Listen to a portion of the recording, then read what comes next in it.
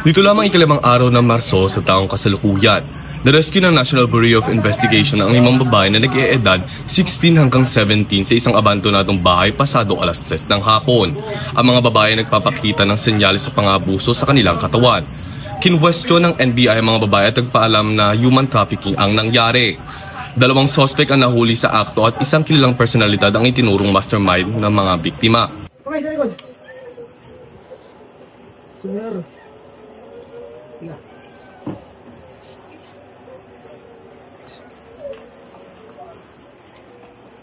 Sa ngayon, pinaghahanap ng pulisya si Thomas Marquez, isang kilalang pintor dahil sa kinaharap nitong patong-patong na kaso.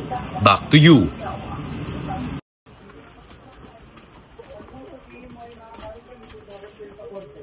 May karapatan siyang magkaroon ng abogado at makasama siya habang ikaw ay tinatanong. Kung wala kang kakayahang kumuha ng abogado, may itatalaga para sa iyo.